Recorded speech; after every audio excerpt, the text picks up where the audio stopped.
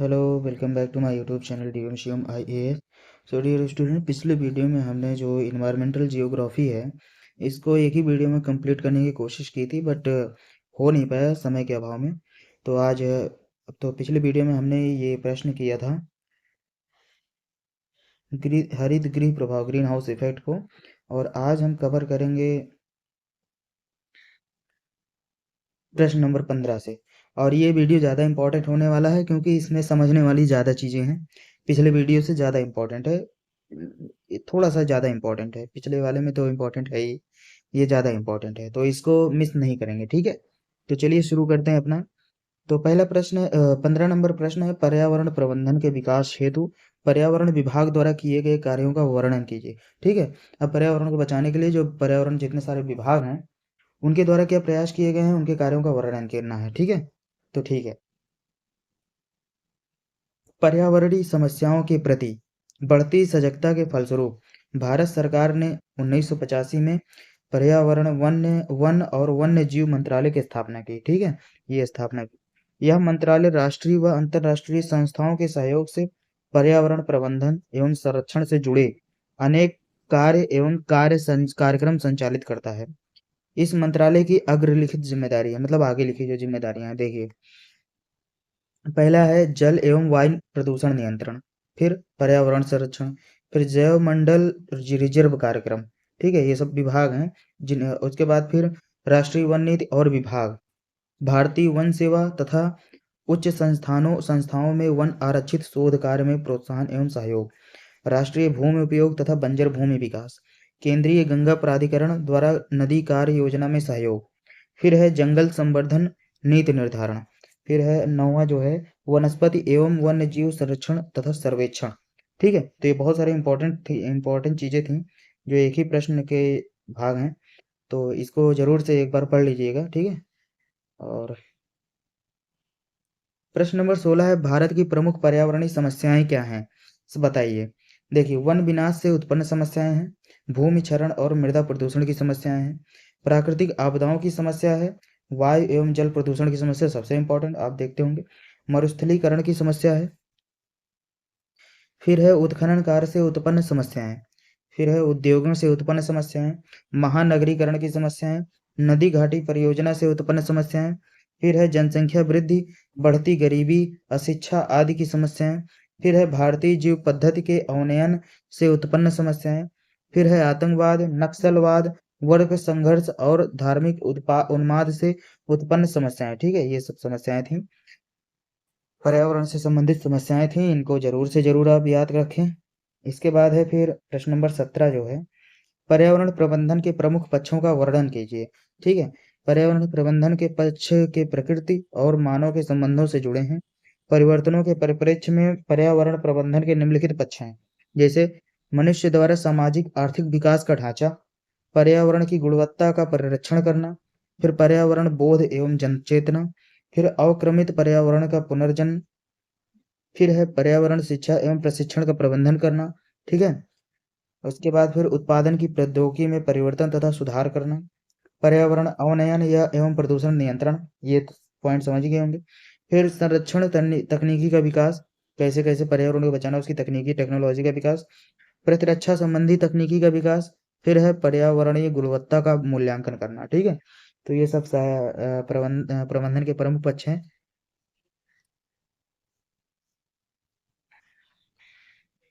जागरूकता भी है, ठीक है, लोगों को पर्यावरण प्रदूषण के बारे में जागरूकता फैलाएं, तभी जाके पर्यावरण सुरक्षित बचेगा। ठीक है, यही प्रबंधन के प्रमुख पक्ष हैं। इसके बाद है दो और पॉइंट हैं, प्राकृतिक आपदाओं व प्रकोपों के प्रभाव का न्यूनीकरण करना, फिर है प्रस्तावित योजनाओं एवं कार्यक्रमों के पर्यावरणीय अधिप्रभाव का मूल्यांकन करना। ठीक है, ये सब चीजें हैं, जो दो तीन पॉइंट समझ में आ जाते हैं बस वही लिख देंगे, उतना भी काम हो जाएगा, उसको बढ़ा चढ़ा कर लिख देंगे। फिर है प्रश्न नंबर 18, पर्यावरण प्रबंधन के उद्देश्य बताइए। चलिए, पर्यावरण प्रबंधन के सात निम्नलिखित 7 उद्देश्य हैं। प्राकृतिक संसाधनों के अविवेकपूर्ण दोहन या विदोहन पर रोक व नियंत्रण कर उनका सावधानी पूर्वक एवं विवेक पूर्वक ढंग से उपयोग कर पर्यावरण की रक्षा करना, भूपटल के उपयोगी पौधों, जंतुओं तथा पदार्थों की शोषण तथा नवीनीकरण प्रक्रियाओं में एक संतुलन चक्र स्थापित कर उनकी सतत उपलब्धता को कायम रखना। फिर है पर्यावरण के महत्वपूर्ण संसाधनों की उपयोगिता में आधुनिक तकनीक के माध्यम से वृद्धि करना। ठीक है। फिर है वातावरण गुणता को कायम रखने के लिए पर्यावरण प्रदूषण को नियंत्रित करना तथा वातावरण अवनयन के लिए उत्तरदायी आधुनिक तकनीक के प्रयोग पर रोक लगाना। ठीक है। फिर है आर्थिक विकास के लक्ष्यों को प्राप्त करने के लिए विनाश रहित विकास की विचारधारा को कार्यान्वित करना। फिर है वर्तमान एवं भावी मानवीय पीढ़ी के हितों को ध्यान में रखते हुए प्राकृतिक संसाधनों का समुचित संरक्षण एवं प्रबंधन करना। ये पॉइंट ज्यादा समझना था। ठीक है।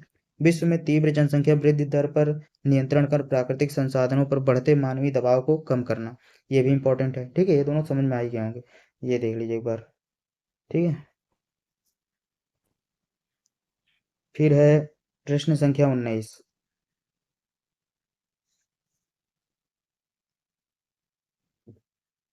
पर्यावरण शिक्षा क्या है?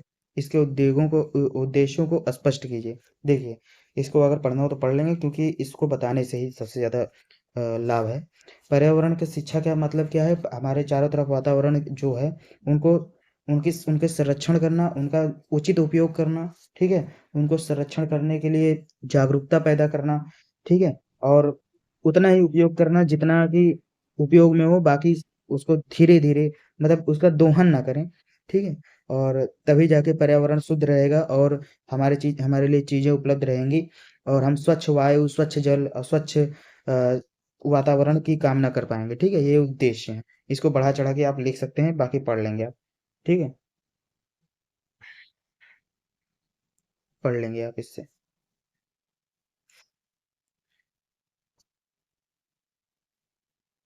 अब आगे चलते हैं 2 सेकंड बाद। ठीक है। ये पूरा पढ़ लेंगे आप क्वेश्चन को। और फिर है, अब आगे चल के प्रश्न नंबर 20 पे चलते हैं। पर्यावरण के प्रमुख घटक, शक्तियां एवं प्रक्रियाओं का संक्षिप्त वर्णन कीजिए। देखिए, पर्यावरण की घटक क्या है? पहले भौतिक घटक हैं। भौतिक घटक में क्या होंगे? स्थल मंडलीय, जैसे उच्चावचन, जैसे पहाड़, उबड़ खाबड़। ठीक है। स्थलाकृत, सूक्ष्म चट्टान, खनिज, मिट्टी, ये सब चीजें, मिट्टी भी आती है उसमें। वायुमंडलीय में सौर ऊर्जा तथा प्रकाश। वायुमंडलीय गैस, वर्षा, आर्द्रता। फिर है सी जलमंडलीय। फिर जल का स्वरूप सागरीय जल, धरातलीय जल, भूमिगत जल। ठीक है। फिर है जैविक घटक, वनस्पति, जीव जंतु, सूक्ष्म जीव, मनुष्य। फिर है सांस्कृतिक घटक, मानवीय भूदृश्य संगठन, संस्थाएं, प्रथाएं, मान्यताएं, विज्ञान, कला। ठीक है। फिर है पर्यावरण की शक्तियां, आंतरिक शक्तियां, जैसे भू संचलन, वलन, भ्रंश, पर्वत निर्माण, ज्वालामुखी, भूकंप। फिर है बाह्य, पृथ्वी की गुरुत्वाकर्षण शक्तियां, पृथ्वी की दैनिक एवं वार्षिक गति, सूर्य ताप, वायुमंडलीय विक्षोभ, जलमंडलीय विक्षोभ, ये सब चीजें बाह्य चीजें हैं। ठीक है। तो ये पर्यावरण के घटक हैं। ऐसे भी पढ़ लेंगे आप। फिर आगे चलते हैं। फिर है पर्यावरण की प्रक्रियाएं, प्राकृतिक प्रक्रिया, जैसे अपक्षय है, अपरदन है, परिवहन है, फिर निक्षेपण है। फिर मानवीय प्रक्रियाएं क्या है? देखिए, उत्पादन, वितरण, उपभोग। ठीक है। उपभोग मतलब खाना पीना। उत्पादन मतलब प्रोडक्शन करना, जैसे धान गेहूं का उत्पादन करना। फिर है ताप संवहन, ताप विकिरण, वायुमंडलीय गतियां। फिर है प्रकाश संश्लेषण। फिर ऊर्जा प्रवाह। फिर जल चक्र। फिर भूजैव, रासायनिक चक्र। फिर है रासायनिक चक्र में कार्बन चक्र, नाइट्रोजन चक्र आप पढ़ ही चुके हैं। फिर है जलमंडलीय गतियां। ठीक है। अब आता है प्रश्न नंबर 21। पारिस्थितिकी की विषय वस्तु को स्पष्ट कीजिए। पारिस्थितिकी हम पढ़ा चुके हैं। ठीक है। पारिस्थिति का फिर भी 2 लाइन पढ़ लेते हैं। विषय वस्तु क्या है? बदलती परिस्थिति तथा तदनुसार बदले उद्देश्य के कारण पारिस्थितिकी के अध्ययन के विषय वस्तु में काफी विस्तार आया है। फ्रीडरिक्स का कथन है कि पारिस्थितिकी अब जीव विज्ञान की एक संश्लिष्ट शाखा न रहकर एक दृष्टिकोण बन गई है। औद्योगिक एवं सामरिक प्रयोग और सर्वश्रेष्ठ बनने की ललक के कारण पर्यावरण प्रदूषण की समस्या समस्त जीवमंडल के लिए खतरे का संकेत है। अतः इन कठिनाइयों से राहत पाने के लिए जीवमंडलीय पारिस्थितिकी तंत्र का अध्ययन इसकी विषय वस्तु बनता जा रहा है। पारिस्थितिकी की विषय वस्तु को अध्ययन के दृष्टिकोण से 2 प्रमुख खंडों में बांटा गया है। पहला, पारिस्थितिकी के शाश्वत रूप का अध्ययन, अर्थात समस्त जीवमंडल या उसके किसी भाग के जैविक या अजैविक घटकों में आपसी संबंधों का सैद्धांतिक अध्ययन। फिर है दूसरा, पारिस्थितिकी के असंतुलन से संबंधित समस्याओं का व्यवहारिक अध्ययन, अर्थात प्रादेशिक स्तर के विश्व स्तर तक दिनों दिन बुद्धिमान जनसंख्या की बढ़ती आवश्यकताओं की पूर्ति के लिए आर्थिक विकास की दर पर्यावरणीय समस्याओं के संदर्भ में निर्धारित करना ताकि उत्पादन से होने वाली क्षति को कम करके पर्यावरण की गुणवत्ता में सुधार किया जा सके, जो स्वस्थ पारिस्थितिकी के लिए आवश्यक। ठीक है, यही इसका आंसर था और ये कंप्लीट हो गया है। अपने आप से भी पढ़ लेंगे पूरा पैराग्राफ। अब चलते हैं प्रश्न नंबर 22 में क्या है। देखिए, पारिस्थितिकी तंत्र के प्रमुख प्रकारों का वर्णन कीजिए। देखिए, पारिस्थितिकी तंत्र का वर्गीकरण अनेक आधारों पर किया जाता है, क्योंकि अध्ययन के उद्देश्यों के अनुसार इनका मूल्यांकन किया जा सकता है। ऐसे आधार पर पारिस्थितिकी तंत्र को निम्नवत वर्गीकृत किया जा सकता है। आवासस्थ क्षेत्र के आधार पर वर्गीकरण, प्राकृतिक पारिस्थितिकी तंत्र, जैसे स्थलीय पारिस्थितिकी तंत्र, जलीय पारिस्थितिकी तंत्र, फिर है कृत्रिम पारिस्थितिकी तंत्र, फिर है क्षेत्रीय विस्तार के आधार पर वर्गीकरण, फिर उपयोग के आधार पर वर्गीकरण, फिर विकास अवस्था के आधार पर वर्गीकरण। ठीक है, फिर है फिर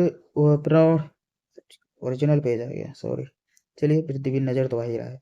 प्रौढ़ पारिस्थितिकी तंत्र, अप्रौढ़ पारिस्थितिकी तंत्र, फिर निष्क्रिय पारिस्थितिकी तंत्र, इसे बोलते हैं पारिस्थितिकी, फालतू शब्द है। संक्षेप में कहा जा सकता है कि पारिस्थितिकी तंत्र का स्वाभाविक या प्राकृतिक रूप दीर्घकालिक, स्थिर और बहुआयामी होता है। ठीक है, ये पारिस्थितिकी तंत्र था। क्या क्वेश्चन था? पारिस्थितिकी तंत्र के प्रमुख प्रकार, ये सब पारिस्थितिकी तंत्र के प्रकार थे। ठीक है, अब आते हैं प्रश्न नंबर 23।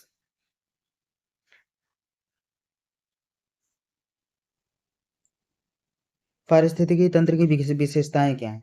देखिए, पहला है, पारिस्थितिकी तंत्र का एक क्षेत्रीय आयाम होता है, अर्थात यह भूतल पर एक निश्चित क्षेत्र का प्रतीक है। एक निश्चित स्थान और समय वाली भौगोलिक इकाई के समस्त जीवित जीव और पर्यावरण का समुच्चय पारिस्थितिकी तंत्र कहलाता है। ठीक है, फिर है, जैविक और अजैविक संगठनों के मध्य होने वाली जटिल अंतर प्रक्रिया और जीवों की आपसी अंतर प्रक्रिया में ऊर्जा प्रवाह की अहम भूमिका होती है। पारिस्थितिकी तंत्र एक खुली व्यवस्था है, जिसमें ऊर्जा तथा पदार्थों का सतत निवेश और बहिर्गमन नैसर्गिक नियम से संपादित होता है। फिर है, पारिस्थितिकी तंत्र का समय आयाम उसके समय इकाई के संदर्भ में ज्ञात किया जाता है।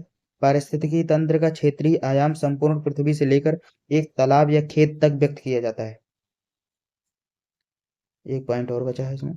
पारिस्थितिकी तंत्र एक श्रृंखलाबद्ध क्रमिक विकास को इंगित करता है, जो प्राथमिक अनुक्रम से शुरू होकर चरम विकास में परिणत होता है। ठीक है, ये पूरा पारिस्थितिकी तंत्र की विशेषताएं हैं। पारिस्थितिकी तंत्र का एक ही विशेषता है, सबसे सिंपल है, जीवों तथा पर्यावरण के बीच जो आपसी संबंध है, आदान प्रदान की क्रिया, उपभोग उत्पादन की प्रक्रिया जो है, यह सब क्या है, पारिस्थितिकी तंत्र की विशेषताएं हैं। इसी को पारिस्थितिकी तंत्र ही कहते हैं। ठीक है, बस यही जानते हैं। फिर है प्रश्न नंबर 24, पर्यावरण अवनयन के प्रमुख कारण के बताइए, लिखिए। चलिए बताए, ये तो जानते ही हैं आप। पर्यावरण के अवनयन के कारण मतलब पर्यावरण की खराब क्वालिटी जो हो रही है उसका। मानवीय क्रियाओं या तथा प्राकृतिक घटनाओं के कारण पर्यावरण में होने वाला ह्रास पर्यावरण अवनयन होता है। भूकंप, ज्वालामुखी उद्गार, भूस्खलन, वायुमंडलीय घटनाएं, हिमद्रवण, वनाग्नि, अपरदन, पवन निक्षेप, समुद्री लहरें आदि प्राकृतिक घटनाएं, औद्योगिकरण, फिर औद्योगिकीकरण या फिर नगरीकरण, कृषि का बिना विज्ञानीकरण, यातायात मार्गों का निर्माण, वन कटाव, कृषि क्षेत्रों का विस्तार, आणविक परीक्षण आदि मानवीय क्रियाएं हैं, जिनसे पर्यावरण की क्षति होती है, अवनयन होता है। इन्हीं कारणों से पर्यावरण प्रदूषण होता है। पर्यावरण क्षति, पर्यावरण अवनयन या तथा प्रदूषण का प्रत्यक्ष प्रभाव प्राणी जगत पर पड़ता है। संक्षेप में पर्यावरण अवनयन के निम्न कारण है, जैसे भौतिकवादी संस्कृति की प्रधानता, फिर प्राकृतिक वनस्पतियों ये तथा वन्य जीवों का विनाश, फिर कृषि और पशुपालन का असंतुलित वितरण व विकास, फिर तीव्र जनसंख्या वृद्धि जनित निर्धनता एवं अज्ञानता का विस्तार। जनसंख्या वृद्धि सबसे ज्यादा है पर्यावरण प्रदूषण के कारण, ये समझ लीजिए। ठीक है,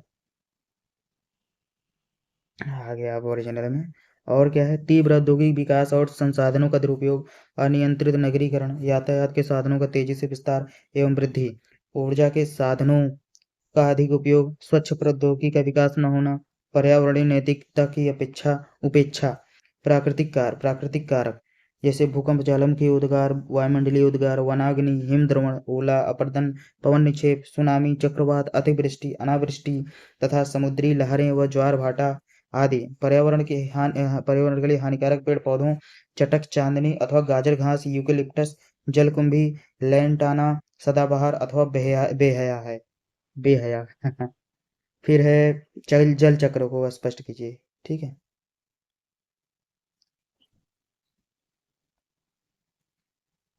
एक सेकंड, दो, एक मिनट रुकेंगे।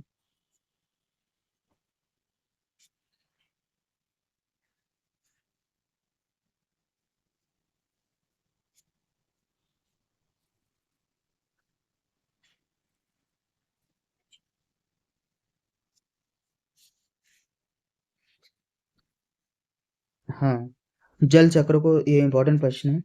जल चक्र एक विलक्षण रासायनिक तत्व है। ठीक है। इसकी विलक्षणता यह है कि सभी रासायनिक तत्वों में से सर्वाधिक गतिमान है। पारिस्थितिकी तंत्र में पोषक तत्वों का विभिन्न पोषण स्तरों पर आदान प्रदान जल के माध्यम से ही होता है। जल में ही विभिन्न तत्वों को घुलाने की क्षमता है। साथ ही जल से ही प्राणियों को आवश्यक हाइड्रोजन भी प्राप्त होता है। जल की पृथ्वी पर कुल उपलब्ध मात्रा 150 करोड़ घन किलोमीटर है, परंतु इसका विशाल जलराशि का 97% समुद्रों में लवण युक्त मिलता है। 2.25% हिमानियों के रूप में जमा हुआ रहता है। 0.7% भूमिगत जल है। शेष 0.05% ही स्थलीय झीलों, वायुमंडल में जलवाष्प, वनस्पतियों एवं जंतुओं में विद्यमान जैव पुंज में संचित है। यही जल चक्र में परिभ्रमण करता है। जल चक्र का तात्पर्य है समुद्र, वायुमंडल, थल मंडल तथा प्राणियों के मध्य जल का परिभ्रमण। जल समुद्र से वाष्प के रूप में वायुमंडल में पहुंचता है। वर्षा के रूप में यह पृथ्वी तल पर आता है और सतह प्रवाह या अथवा नदियों, भूमिगत प्रवाह से पुनः समुद्र में पहुंचता है। ठीक है, यही जल चक्र है। परंतु इस बृहद चक्र के अंतर्गत कई लघु चक्र भी चलते रहते हैं। वर्षा के रूप में पृथ्वी तल पर आने वाले जल का कुछ भाग जो झीलों, तालाबों में अटका रहता है, वाष्पीकरण द्वारा पुनः वायुमंडल में पहुंचता रहता है। जल का जो भाग पौधों की जड़ों द्वारा शोषित होता रहता है, उसका भी लगभग 80% पौधों से उत्सर्जन द्वारा पुनः वायुमंडल में वाष्प बनकर उड़ पहुंचता है। जल चक्र की दो विशेषताएं उल्लेखनीय हैं। सूर्य से प्राप्त ऊर्जा ही जल को ऊपर या वायुमंडल की ओर खींचने में प्रेरक होती है, तथा नीचे गुरुत्वाकर्षण से समुद्र की ओर बहता पानी अत्यंत उपयोगी कार्य करता है।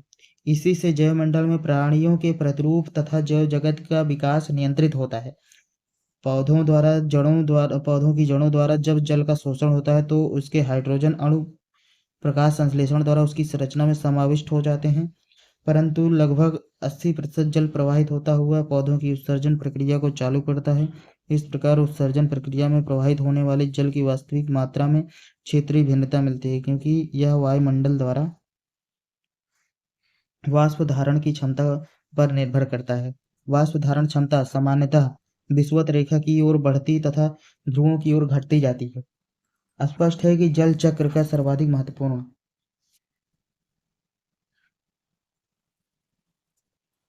भाग वायुमंडल एवं जयमंडल में परिभ्रमण का है। समुद्रों में लहरों, ज्वार धाराओं के माध्यम से जल प्रवाह होता रहता है। इस प्रकार का प्रवाह समुद्री जीवों के पोषण पदार्थ उपलब्धता के लिए बहुत महत्वपूर्ण है। समुद्र की अतल गहराइयों में भी जल का आवर्तन लगभग 1000 वर्ष की अवधि में होता है। इस प्रकार समुद्र गहवरों में भी कुछ पोषक तत्व जल के आवर्तन के साथ पहुंच जाते हैं। तो कुल मिला के यही समझना है कि हम पानी का उपयोग करते हैं, वो आसमान के ऊपर जाता है फिर बरसता है। तो सबसे बड़ा एग्जाम्पल तो यही है। ठीक है, कि एक चक्रनुमा चलता रहता है, हमेशा चलता रहता है। इसी को साइकिल कहते हैं। ठीक है। अब है खाद्य श्रृंखला। खाद्य श्रृंखला में भोजन श्रृंखला क्या है? किसी विशिष्ट पारिस्थितिकी तंत्र के अंतर्गत विभिन्न अवयवों के माध्यम मध्य के संबंधों के सुनिश्चित क्रम को भोजन श्रृंखला कहा जाता है। इसमें प्रत्येक अवयव अपनी श्रृंखला में अपने से नीचे क्रम के सदस्य पर अपने भोजन के लिए निर्भर करता है। उदाहरण के लिए घास को हिरण खाता है और शेर हिरण को खाता है। शेर हिरण को खाता है। ठीक है। घास को हिरण खाता है और फिर हिरण को शेर खाता है। ठीक है।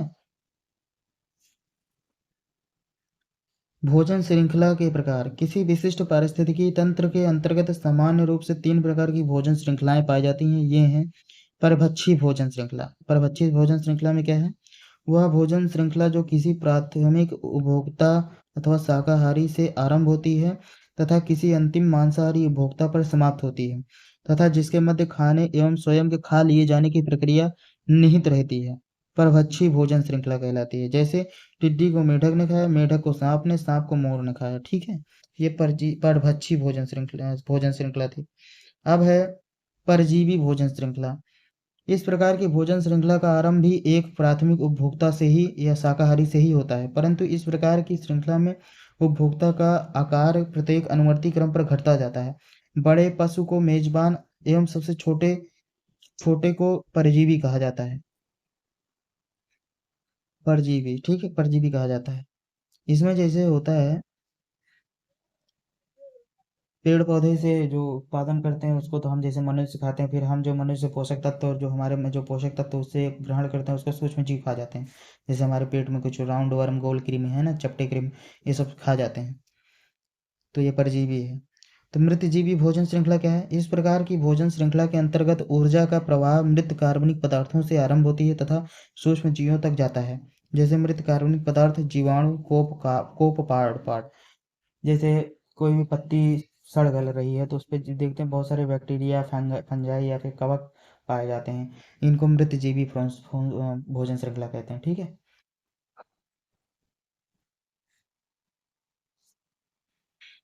अब आ जाते हैं, हमारा दीर्घोत्तरीय प्रश्न शुरू हो गया है।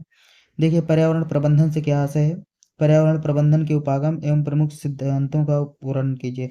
सब अभी लघु उत्तरीय में हम पढ़ चुके हैं। अब बेहतर इसी है कि इसको हम अपने आप से पैराग्राफ को पढ़ लें और मेन मेन हेडिंग जो है उस पर फोकस करके देख लेते हैं। देखिए, पर्यावरण प्रबंधन के का क्या आशय है, ये पढ़ लेंगे आप। ठीक है, अ, जो जो हम पढ़ चुके हैं उसके लिए आपको खुद पढ़ना पड़ेगा। वीडियो को पॉज करें और पढ़ डालें। चलिए आगे चलते हैं। इसमें क्या है, इसको भी पढ़ लें आप। इसलिए स्क्रीन बड़ा कर दे रहा हूँ ताकि दिक्कत ना हो आपको मोबाइल में भी। वीडियो को पॉज करें और पढ़ते जाएं। अब आगे चलते हैं।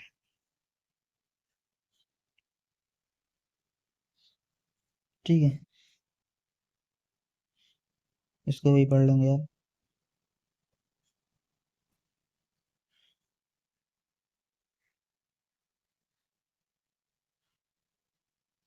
अब आगे चलते हैं। देखो, पर्यावरण संरक्षण एवं परिरक्षण सब सब पढ़ चुके हैं आप। ठीक है,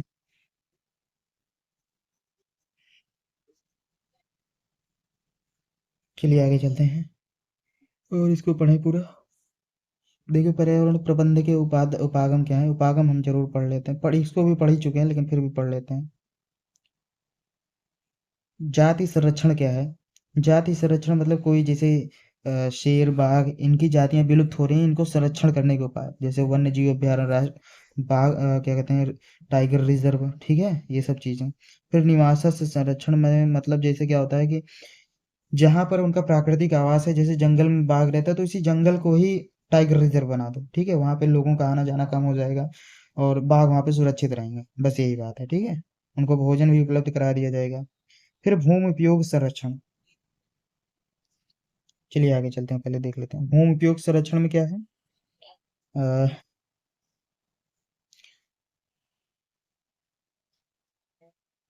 1 मिनट थोड़ा सा।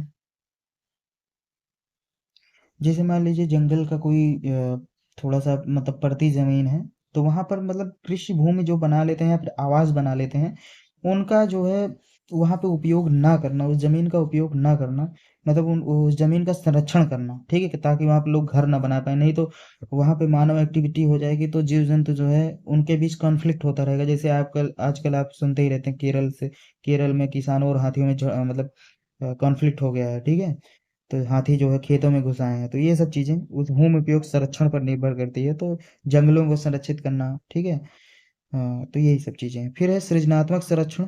जैसे कुछ कुछ प्राकृतिक संरचनाएं हैं, नदी, झील, इन सब प्राकृतिक जो संरचना है इनका जो है संरक्षण करना उसी स्थान पर, इसको सृजनात्मक संरक्षणता में बोलते हैं। मोटा मोटा आप समझ में आ गया होगा। अब बाकी आप वीडियो को पॉज करें और पढ़ डालें। ठीक है, प्राकृतिक और मानव सृजनात्मक संरचना में मानव मनुष्य द्वारा निर्मित भूदृश्यों वो भी शामिल करते हैं, जैसे बांध। ठीक है, जैसे बांध बना दिए जाते हैं, डैम, जिसको वन विहार, गमनागमन के मार्ग आदि के संरक्षण इसके अंतर्गत आते हैं। तो ये सब चीजें हैं, आप इसको बनाकर भी लिख सकते हैं। ठीक है, आगे चलते हैं। अब देखिए, पर्यावरण प्रबंधन के कुछ महत्वपूर्ण सिद्धांत भी हैं। उसके आगे ये पढ़ना है तो पढ़ लीजिएगा, ठीक है, ये पूरा पैराग्राफ।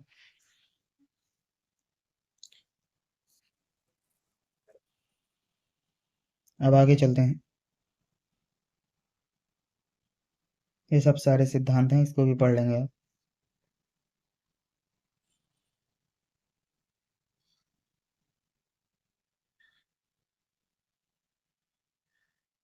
चलिए आगे चलते हैं।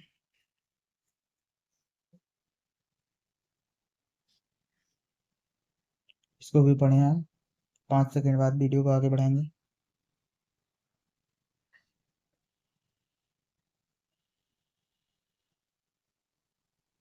चलिए आगे चलते हैं।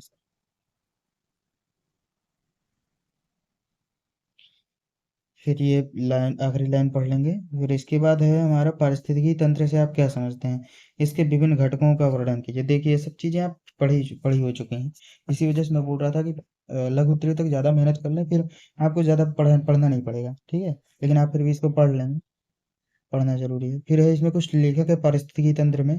फिर पारिस्थितिकी तंत्र के में जैसे एजी टांसले, टांसले बोलते हैं, टांसले इसमें लिखा है। तो एजी टांसले के अनुसार वह तंत्र जिसमें पर्यावरण के समस्त जैविक और अजैविक कारक अंतः संबंधित होते हैं पारिस्थितिकी तंत्र कहलाता है। आर एल लिडमैन के अनुसार, ठीक है, वह तंत्र जो किसी भी परिमाण वाले एक विशिष्ट समय इकाई में भौतिक, रासायनिक, जैविक प्रक्रियाओं द्वारा निर्मित हो पारिस्थितिकी तंत्र कहलाता है। ये सब, ये दोनों लेखक याद रखेंगे पारिस्थितिकी तंत्र में। और इसके घटक भी हम बताए, जो लेखक है पहले इनको पढ़े रहेंगे आप। ठीक है, लीजिए पढ़ लीजिए इसको।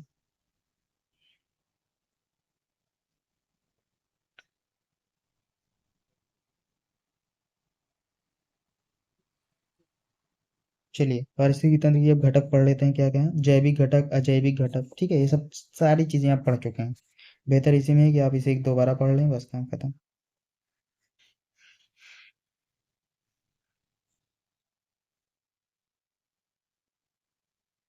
और फिर आगे चलते हैं। ये पैराग्राफ पूरा पढ़ेंगे आप।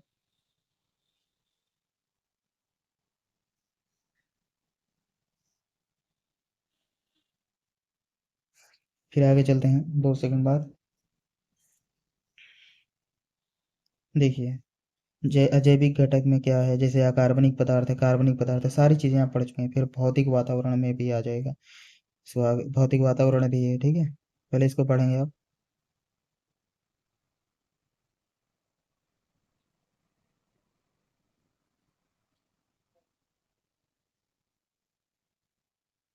अजैविक में कार्बन, अकार्बनिक में जैसे नाइट्रोजन, 118 तत्व होते हैं ना पेरियोडिक टेबल में, अकार्बनिक तत्व, अकार्बनिक तत्व हैं उसमें। कार्बनिक भी तत्व भी आते हैं कुछ। ठीक है, कार्बनिक तत्व में जैसे प्रोटीन, कार्बोहाइड्रेट, वसा, ठीक है, ये सब चीजें, डीएनए, एटीपी, ये सब कार्बनिक पदार्थ। अब आगे चलते हैं, भौतिक वातावरण में क्या है। भौतिक वातावरण में जैसे सूर्य, ऊर्जा, तापमान, आर्द्रता, वर्षा, जल, ये सब भौतिक वातावरण है। ठीक है, अब आ जाता है वायु प्रदूषण के कारण, कारण एवं परिणामों की विवेचना कीजिए। वायु प्रदूषण के कारण कौन नहीं जानता है, आप सब जानते हैं।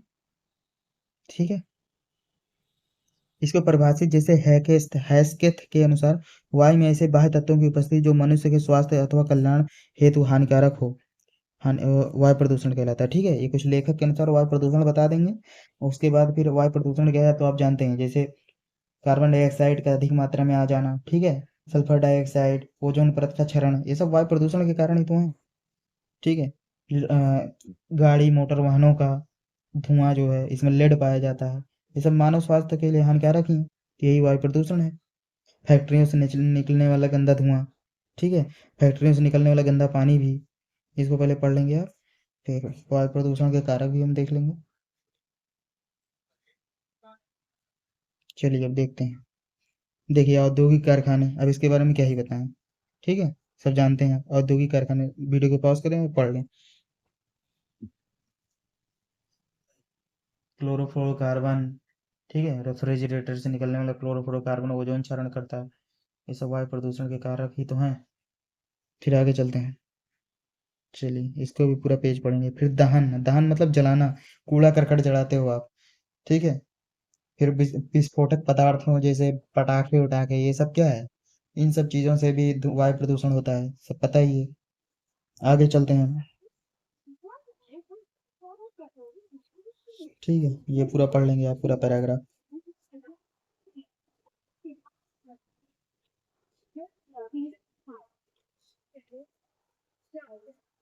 देखिए, PAN, परऑक्सी एसिटाइल नाइट्रेट, ये इसे सबसे प्रमुख सर्व प्रमुख प्रदूषकों में से एक माना जाता है।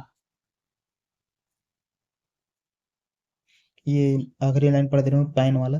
इस अध जलीय हाइड्रोकार्बन ईंधन व नाइट्रोजन ऑक्साइड भी दहन की प्रक्रिया क्रिया में निकलते हैं, जो सूर्य के प्रकाश से क्रिया करके परऑक्सी एसिटाइल नाइट्रेट गैस बनाते हैं, जिसे वायुमंडल का सर्वप्रमुख प्रदूषकों में से एक माना जाता है। ठीक है, चलिए ठीक है, आगे चलते हैं इसके आगे। फिर धातुकर्मी प्रक्रम, परमाणु विस्फोट, वनों का अवैज्ञानिक कटाई। धातुकर्मी प्रक्रम मतलब क्या, जैसे कोई खनिज आप जमीन से खोदते हैं, उसका जो शुद्धिकरण प्रक्रिया होता है, ठीक है, तो उसे धातुकर्म कहते हैं। ठीक है, अयस्क निकाला जाता है, फिर उसको शुद्धिकरण करते हैं। ठीक है, भर्जन निस्तापन आप पढ़े होंगे। ठीक है, वात्या भट्टी तात्या भट्टी सब पढ़े होंगे आप, वही सब है धातुकर्म प्रक्रम। फिर परमाणु विस्फोट तो आप जानते हैं। ठीक है, परमाणु बम, बहुत सारे बम। इसके बाद फिर वनों की अवैज्ञानिक कटाई, जंगलों की अवैज्ञानिक कटाई, मान लो जैसे जला ही दे रहे हो काटने के बजाय, तो भी वायु प्रदूषण हो रहा है। फिर आगे चलते हैं। फिर कृषि रसायनों का छिड़काव, जो कृषि रसायनों का जैसे खेतों में जो रसायन छिड़कते हैं, वो भी वायुमंडल में कुछ मिक्स हो जाते हैं, उससे भी वायु प्रदूषण होता है। फिर वायु प्रदूषण द्वारा उत्पन्न समस्याएं क्या है, जलवायु पर प्रभाव पड़ता है हमारे। ठीक है, ये भी पढ़ लेंगे आप।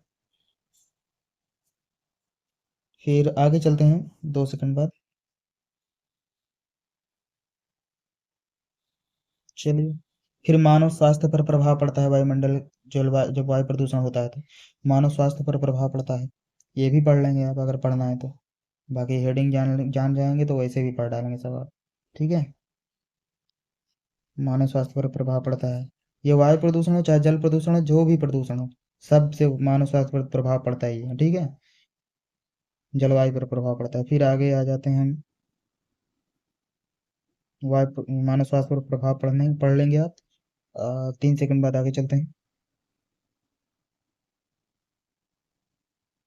चलिए, फिर वनस्पति पर प्रभाव क्या पड़ता है, ये भी आप जानते हैं। ठीक है, वनस्पतियां सूख जाती हैं बहुत समय से पहले, ठीक है, नहीं तो पत्तियां पीली पड़ जाती हैं, सड़ जाती हैं, पेड़ पौधे सड़ जाते हैं, ये भी तो प्रभाव पड़ता है। चलिए आगे चलते हैं। पहले वनस्पतियों पर प्रभाव, फिर जीव जंतुओं पर प्रभाव, वही मानव स्वास्थ्य पर हम भी जीव जंतु में आते हैं, जानवर भी विलुप्त होने लगते हैं जीव जंतुओं पर प्रभाव पड़ता है तो। ठीक है, ये सब चीजें हैं, आगे चलते हैं।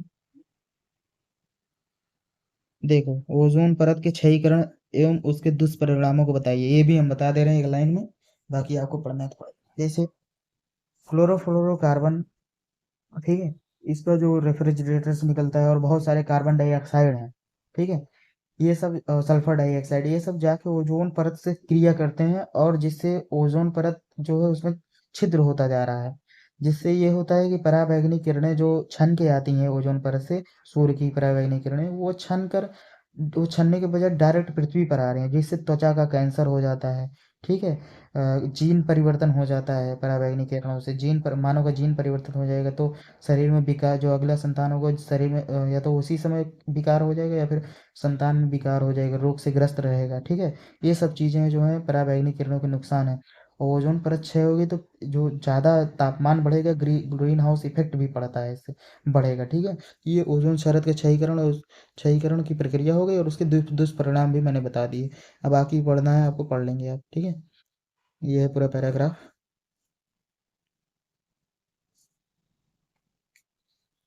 आगे चलते हैं, 2 सेकंड बाद आगे चलते हैं। चलो ये भी देख लीजिए।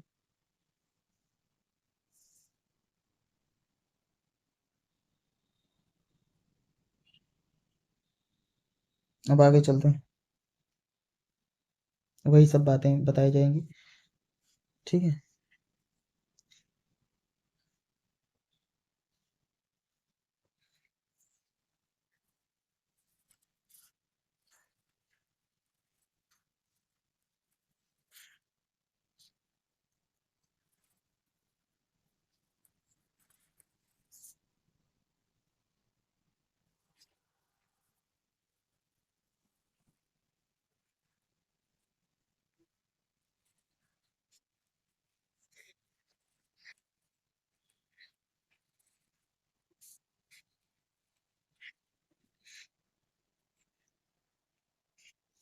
चलिए अब आगे चलते हैं।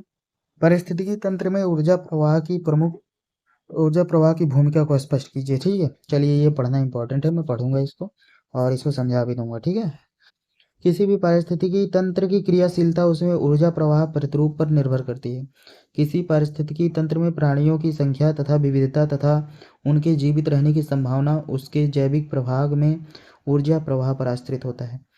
ऊर्जा प्रवाह से ही संपूर्ण तंत्र में अथवा संलग्न तंत्रों से पदार्थों का विनिमय नियंत्रित होता है। पारिस्थितिकी तंत्र में पदार्थों का चक्रण होता है, परंतु ऊर्जा का चक्रण नहीं होता। जीव निर्माण में सम्मिलित पदार्थ जैसे कार्बन, नाइट्रोजन, जल आदि का जैव अजैव घटकों में कई बार पुनर्चक्रण होता है, परंतु ऊर्जा किसी प्राणी या प्राणी समूह द्वारा एक बार ग्रहण कर लिए जाने के पश्चात ताप में परिणत हो जाती है। ताप के रूप में यह जीवन प्रक्रिया का संचालन नहीं करती, इसलिए यह पारिस्थितिकी तंत्र के लिए सदा के लिए समाप्त हो जाती है। चाहे प्राणी हो या मशीन, सभी के लिए संचालन के लिए बाहर से ऊर्जा का निरंतर प्रवाह होते रहना आवश्यक है, अनिवार्य है। पारिस्थितिकी तंत्र की सक्रियता में ऊर्जा एवं पदार्थ की अनुक्रिया की अहम भूमिका होती है। जैसे ऊर्जा का एक तरफा प्रवाह, पदार्थों का पुनर्चक्रण पारिस्थितिकी के आधारभूत सिद्धांत हैं। यह भी विशेष ध्यान देने योग्य तथ्य है कि ऊर्जा तीसरा पॉइंट क्या है, ऊर्जा प्रवाह ही पदार्थों के पुनर्चक्रण का प्रेरक है। जन, पोषक तत्व तथा अन्य पदार्थों के चक्रण हेतु ऊर्जा की आवश्यकता होती है, जिसका पुनर्चक्रण नहीं होता। ये बहुत सारी बातें हैं, मैं सिंपल में बताऊंगा आपको। ठीक है, लेकिन पढ़ना जरूरी है। ऊर्जा का मूलभूत स्रोत सूर्य है। पृथ्वी तल पर या इसके समीपस्थ रहने वाले प्राणी सूर्य की सीधी किरणों तथा पृथ्वी के विकिरण होने वाली दीर्घ तरंगों से आवृत रहते हैं। यही सूर्य से प्राप्त होने वाली ऊर्जा जीवन की अनिवार्य दशाएं प्रस्तुत करने वाली जलवायु की नियामक होती हैं। वायुमंडल में प्रवेश करने वाली ऊर्जा को यदि 100 माना जाए तो भूमि की सतह पर 47% सूर्यताप ही पहुंच पाता है। यही ऊर्जा पुनः वाष्पीकरण, संचालन तथा विकिरण की प्रक्रिया द्वारा पुनः वायुमंडल में होते हुए उसके बाहर निकल जाती है। औसत रूप से वायुमंडल में प्रति वर्ग मीटर लगभग 80 लाख प्रतिवर्ष और सौर ऊर्जा किलो कैलोरी पहुंचती है, परंतु इसका लगभग आधा वायुमंडल में व्याप्त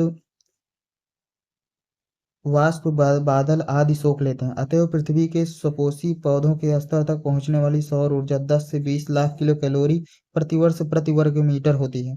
इसका आधा पौधों की हरी पत्तियों द्वारा सोख लिया जाता है, जिसका मात्र 1 से 5% जैव पदार्थ में परिणत होता है, जिसके द्वारा सूर्य प्रेरित पारिस्थितिकी तंत्र संचालित होता है।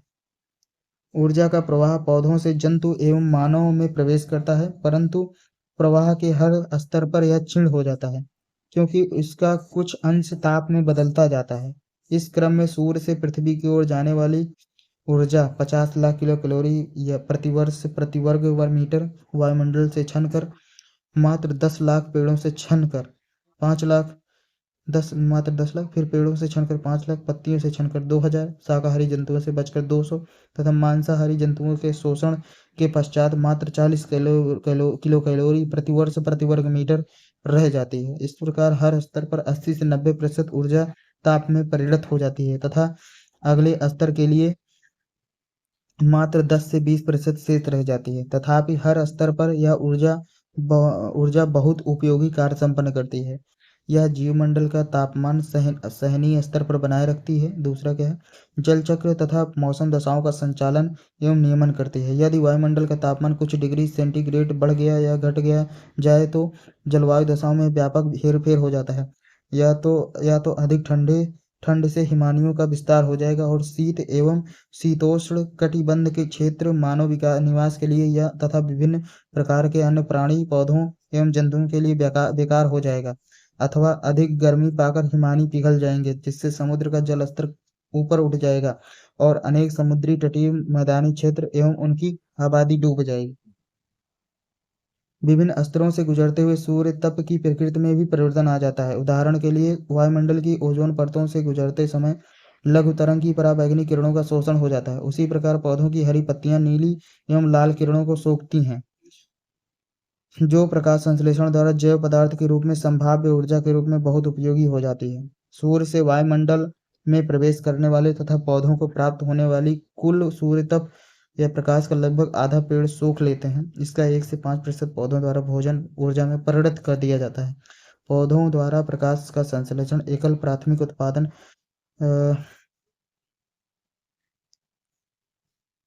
सकल पता नहीं क्या है साड साड कहलाता है सकल ऊर्जा कहलाता है। सकल प्राथमिक उत्पादन के अंतर्गत प्रकाश संश्लेषण द्वारा सृजित कुल जैव पदार्थ तथा पौधों के श्वसन द्वारा ऊर्जा का उपयोग शामिल रहता है। वास्तविक प्राथमिक उत्पादन वास्तविक ऊर्जा श्वसन में खर्च हुई ऊर्जा को निकालकर पौधों के ऊतकों में संचित जैव पदार्थ की ही गणना की जाती है।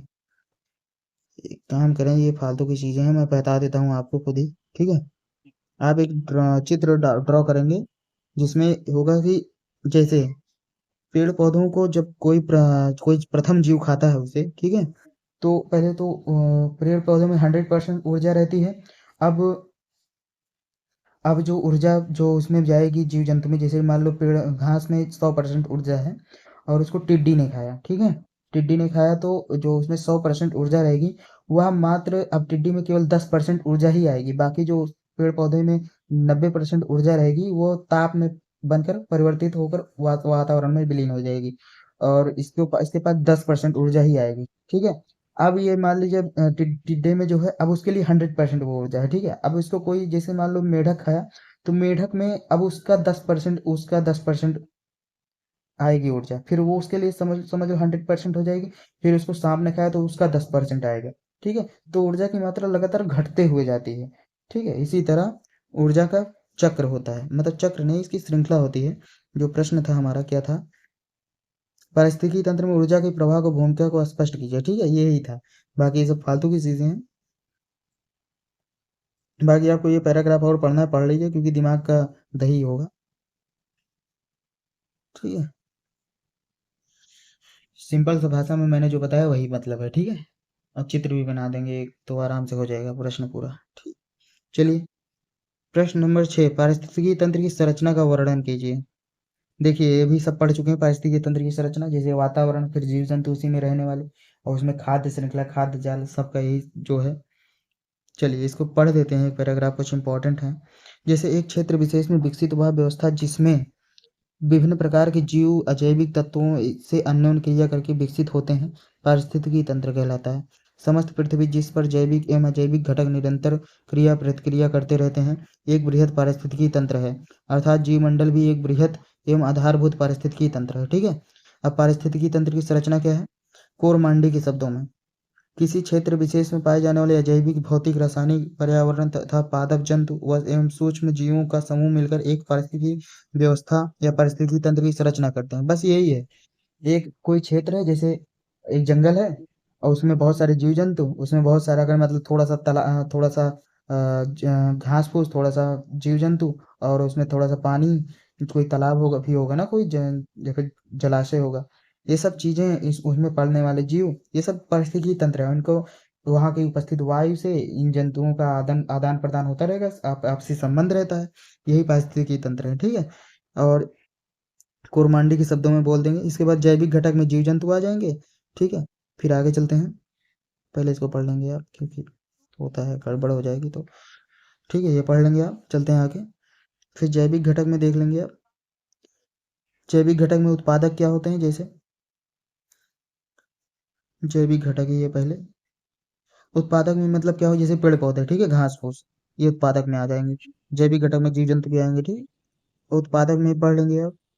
फिर उपभोक्ता मतलब अब जैसे टिड्डा हुआ, मेंढक हुआ, हिरन हुआ, हाथी हुआ, ये सब जो है उपभोक्ता में आ जाएंगे। और इनके लिए और उपभोक्ता क्या होगा, शेर और इनके उपभोक्ता हैं। ठीक है। और मानव तो सबसे बड़ा उपभोक्ता है। तो ये सब चीजें हैं। फिर दीर्घ उपभोक्ता, दीर्घ उपभोक्ता उपभोक्ता, फिर दीर्घ उपभोक्ता है अरे यार, दीर्घ उपभोक्ता है, फिर प्राथमिक उपभोक्ता है, ये सब घटक हो जाएंगे। फिर आगे जो प्राथमिक उपभोक्ता, द्वितीयक उपभोक्ता, ठीक है, फिर तृतीयक उपभोक्ता, ऐसे ऐसे उपभोक्ता आते हैं, कस्टमर जिनको बोलते हैं। प्राथमिक उपभोक्ता में जैसे गाय भैंस बकरी, द्वितीयक उपभोक्ता में जैसे लोमड़ी मेढक छिपकली, फिर तृतीयक उपभोक्ता में जैसे पक्षी मछली कुत्ता बिल्ली, मानव भी इसी में श्रेणी में आता है, लास्ट में देखना ठीक।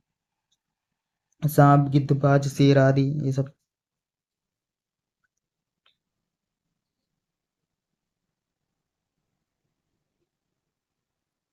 तृतीयक उपभोक्ता में आते हैं। ठीक है, आगे चलते हैं।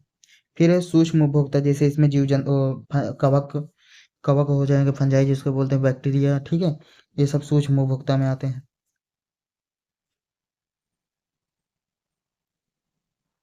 फिर आगे चलते हैं।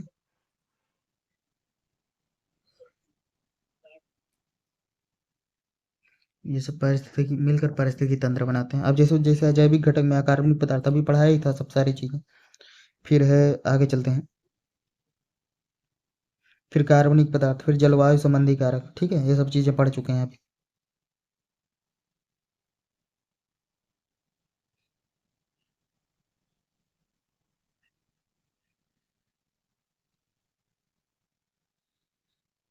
इसको आप पढ़ लेंगे, वीडियो को पॉज करके आगे चलते हैं। फिर आ गया हमारा पारिस्थितिकी तंत्र के कार्यों का वर्णन कीजिए। पारिस्थितिकी तंत्र के कार्यों का वर्णन, देखते हैं इसमें क्या है।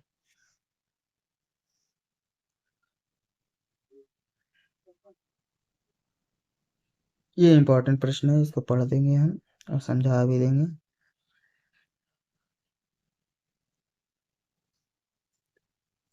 पारिस्थितिकी तंत्र सदैव क्रियाशील रहता है। जरा 30 सेकंड रुकें।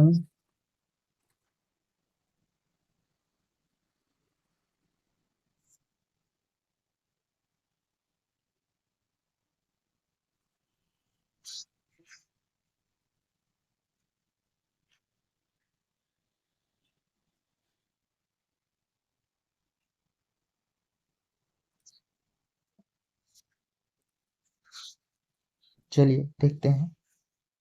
पारिस्थितिकी तंत्र के कार्यों का वर्णन क्या है। पारिस्थितिकी तंत्र सदैव क्रियाशील रहता है। इसके क्रियात्मक स्वरूप या कार्य प्रणाली का संबंध पोषकता प्रवाह, ऊर्जा प्रवाह तथा खनिज प्रवाह से है। विभिन्न पदार्थों का प्रवाह एक चक्र के रूप में होता है। आवश्यकता अनुसार सजीव विभिन्न तत्वों को जलमंडल, स्थल मंडल तथा वायुमंडल से ग्रहण करते हैं।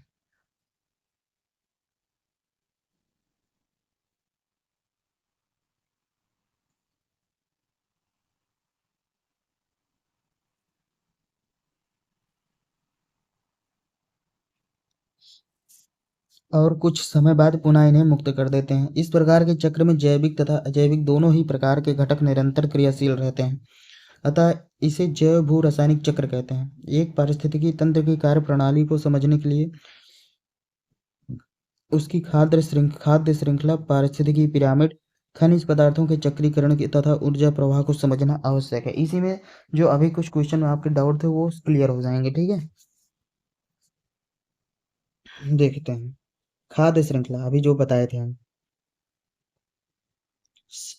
पेड़ पौधे को टिड्डा खाएगा, टिड्डे को मेढक खाएगा, मेढक या फिर टिड्डे को सांप खा जाएगा, टिड्डे को मेढक को सांप खा जाएगा, मेढक को सांप को मोर खा जाएगा, सांप को नेवला खा जाएगा, समझ लो। सांप को और अदर जीव खा जाएंगे, सांप को सांप ही खा जाएगा। ठीक है। फिर इधर से इसको सांप को मोर खा जाएगा, मोर को और कोई जंतु खा जाएगा, जैसे मनुष्य ही खा जाता है। ठीक है। फिर उधर मोर को और कोई जानवर खा गया। ठीक है। फिर इधर उधर जानवरों को कोई और खा गया। ठीक है। तो ये सब चीजें क्या है कि इन सबको एक जाल नुमा संरचना बनी रहती है। ठीक है, तो इसे खाद्य श्रृंखला कहते हैं, इसे खाद्य जाल कहते हैं। खाद्य श्रृंखला इससे थोड़ी इसको खाद्य जाल कहते थे, और उसके बाद खाद्य श्रृंखला क्या है, एक सीरीज बनती है, जैसे एक एक ही लाइन दर्शाओ, ठीक है। जैसे घास फूस को टिड्डा खाया, फिर टिड्डे को मेढक खाया, मेढक को सांप ने खाया, सांप को मोर ने खाया, मोर को मनुष्य ने खाया, ठीक है। तो ये एक श्रृंखला बनती जा रही है, खाद्य श्रृंखला है। चलिए पढ़ लेते हैं। खाद्य श्रृंखला क्या है? खाद्य श्रृंखला या भोजन श्रृंखला विभिन्न प्रकार के जीवधारियों का एक क्रम सीक्वेंस है, ठीक है, जिसके द्वारा एक पारिस्थितिकी तंत्र में खाद्य ऊर्जा का प्रवाह होता है। पारिस्थितिकी तंत्र में खाद्य श्रृंखला का विचार लिंडमैन ने 1942 में प्रस्तुत किया। हरे पौधे प्रकाश संश्लेषण की सहायता से भोजन का निर्माण करते हैं, जिसका उपयोग प्राथमिक उपभोक्ता अर्थात शाकाहारी जीव करते हैं। प्राथमिक उपभोक्ता का द्वितीयक उपभोक्ता मांसाहारी एवं द्वितीयक उपभोक्ता का तृतीयक उपभोक्ता भोजन के रूप में उपयोग करते हैं। खाद्य श्रृंखला का प्रत्येक स्तर पर पोषण स्तर या ऊर्जा स्तर कहलाता है। इस श्रृंखला के एक सिरे पर हरे पौधे अर्थात उत्पादक होते हैं तथा दूसरे सिरे पर अपघटक होते हैं। इनके मध्य विभिन्न स्तर के उपभोक्ता होते हैं। प्रत्येक पोषण स्तर में ऊर्जा का प्रवाह में कमी होती जाती है, जैसे कि अभी मैंने पहले भी बताया था, ठीक है। अतः खाद्य श्रृंखला जितनी छोटी होगी उतनी ही अधिक ऊर्जा मूल उत्पादक से उपभोक्ता को प्राप्त होगी। खाद्य जाल, एक जीव एक से अधिक पोषण स्तरों से अपने भोजन की आपूर्ति कर सकता है। इस प्रकार किसी जीव को अनेक जीवों द्वारा आहार बनाया जा सकता है, अभी जैसे बताया था मैंने। ऐसी स्थिति में पारिस्थितिकी तंत्र में एक से अधिक खाद्य श्रृंखलाएं किसी न किसी क्रम में परस्पर संबद्ध होकर एक जटिल जाल बना लेते हैं, जिसे खाद्य जाल कहते हैं। पारिस्थितिकी तंत्र का अस्थायित्व एवं संतुलन बनाए रखने में खाद्य जालों की महत्वपूर्ण भूमिका होती है। खाद्य जाल के अंतर्गत प्रत्येक पोषण स्तर में विकल्प उपस्थित रहता है। देखिए, पारिस्थितिकी पिरामिड क्या है? एक पारिस्थितिकी तंत्र में उपस्थित उत्पादकों एवं उपभोक्ताओं को उनकी संख्या, जैव भार तथा ऊर्जा के आधार पर क्रमानुसार व्यवस्थित किया जाए तो पिरामिड की आकृति बनती है। अभी समझाएंगे, ठीक है, जिसे पारिस्थितिकी पिरामिड कहते हैं। पारिस्थितिकी पिरामिड की संकल्पना एल्टन ने 1927 में प्रस्तुत की। पिरामिड आरेखों द्वारा किसी पारिस्थितिकी तंत्र में उपस्थित विभिन्न जैविक घटकों के पोषण स्तर संबंध प्रदर्शित किए जाते हैं। इनमें उत्पादक तथा प्राथमिक, द्वितीयक एवं तृतीयक उपभोक्ता पिरामिड के आधार से शीर्ष की ओर अवरोही क्रम में व्यवस्थित रहते हैं। देखते हैं, अभी बताएंगे, देखेंगे सब पर पिरामिड है। जैव भू रासायनिक चक्र ये भी बता चुके हैं हम, ठीक है। कार्बन चक्र, नाइट्रोजन चक्र, ठीक है, जल चक्र, सब चीजें पढ़ चुके हैं। पारिस्थितिकी तंत्र में विभिन्न तत्व एक चक्र के रूप में गमन करते हैं। अकार्बनिक या अजैविक तत्वों को पौधे अपनी जड़ों द्वारा ग्रहण कर जैविक तत्वों में परिवर्तित कर देते हैं। आहार श्रृंखला के माध्यम से ये जैविक तत्व विभिन्न जीवों में पहुंच जाते हैं। जीवों के मृत होने पर ये जैविक तत्व अपघटित होकर पुनः अजैविक तत्वों के रूप में वातावरण में मिल जाते हैं। पारिस्थितिकी तंत्र में रासायनिक तत्वों के इस चक्रीय प्रवाह को जैव भू रासायनिक चक्र कहते हैं। जैव भू रासायनिक चक्र 3 प्रकार के होते हैं, जैसे जल चक्र, गैसीय चक्र, ठीक है, कार्बन, नाइट्रोजन, ये सब। इसके बाद फिर अवसादी चक्र, ठीक है, सेडिमेंटेड, ये सब देखते हैं, सेडिमेंटेड बताएंगे। पारिस्थितिकी तंत्र में ऊर्जा प्रवाह, देखो, कार्य करने की क्षमता को ऊर्जा कहते हैं। सजीवों को विभिन्न जैविक क्रियाओं के लिए ऊर्जा की आवश्यकता होती है। पारिस्थितिकी तंत्र में प्रविष्ट होने वाली ऊर्जा का प्रधान स्रोत क्या है? सूर्य है। प्रकृति में सभी जीवधारी श्वसन तथा अन्य जैविक क्रियाएं ऊर्जा द्वारा ही संपन्न कर पाते हैं। आगे चलते हैं। पारिस्थितिकी तंत्र में ऊर्जा का प्रवेश, रूपांतरण तथा विसरण ऊष्मागतिकी के नियमों के अनुसार होती है, जो निम्न है। ऊर्जा का निर्माण व नाश नहीं होता, इसका रूपांतरण होता है। जैसे हरे पादप प्रकाश ऊर्जा को रासायनिक ऊर्जा में परिवर्तित करते हैं। यही रासायनिक ऊर्जा श्वसन क्रिया के कारण ऊष्मा ऊर्जा में परिवर्तित हो जाती है। जब ऊर्जा का रूपांतरण होता है तो उसका ह्रास होता है। यह क्षय हुई ऊर्जा ऊष्मा के रूप में वायुमंडल में विकृत हो जाती है। जैसे हरे पादप जब प्रकाश संश्लेषण द्वारा प्रकाश ऊर्जा को रासायनिक ऊर्जा में परिवर्तित करते हैं तो कुछ ऊर्जा का ऊष्मा के रूप में ह्रास होता है, मतलब निष्कासन होता है, ठीक है। सब आएगा आगे चल के, पिरामिड और क्या जो भी खाद्य श्रृंखला, खाद्य जाल, ये सब आएगा आगे, समझाए जाएंगे, मैं समझाऊंगा इसको, ठीक है। आप इसको पढ़ लीजिए पहले। देखिए, आ ही गया। पोषण स्तर पर टिप्पणी लिखिए। इसी में खाद्य जो पिरामिड है वो भी आपको समझ में आ जाएगा। पारिस्थितिकी तंत्र की रचना में प्रकृति की व्यवस्था निश्चित मापदंडों पर आधारित है। तंत्र का सकल जीवभार स्वनियंत्रण पर आधारित होता है। इसके लिए पोषण स्तर, आहार श्रृंखला और आहार जाल की अनूठी व्यवस्था है, जिसमें सभी जीव अपनी आवश्यकता के अनुसार जीवन तत्व प्राप्त कर सकें तथा तंत्र को जीवंत बनाए रख सकें। पारिस्थितिकी तंत्र की रचना प्रकृति ने एक सुव्यवस्थित जैव इकाई के रूप में की है। पारिस्थितिकी तंत्र में अनेक पोषण स्तर पाए जाते हैं, जो निम्न प्रकार हैं। प्रथम पोषण स्तर जैसे प्राथमिक उत्पादक, फिर पेड़ पौधे और बैक्टीरिया। द्वितीय पोषण स्तर क्या है? प्राथमिक उपभोक्ता और शाकाहारी जीव। ठीक है, देखिए ये है पिरामिड।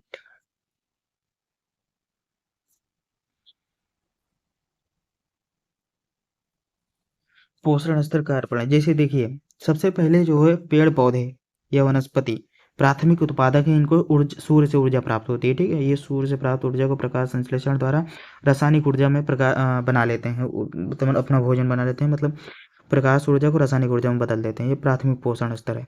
ठीक है, एक जंगल में एक एरिया में बहुत सारे पेड़ पौधे हो सकते हैं। ठीक है, तो उनका जो पिरामिड है, जो उसका पिरामिड का नीचे वाला भाग है वो चौड़ा बनाया गया है, ताकि एक क्षेत्र में ज़्यादा पाए जाते हैं।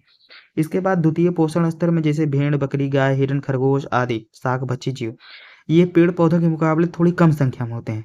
तो देखिए थोड़ा आकार कम होता जा रहा है, नीचे से ऊपर जा रहे हैं, कम होता जा रहा है, यही पिरामिड दिखाता है।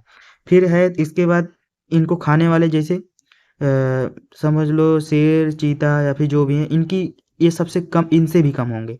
देखिए और आकार छोटा हो गया।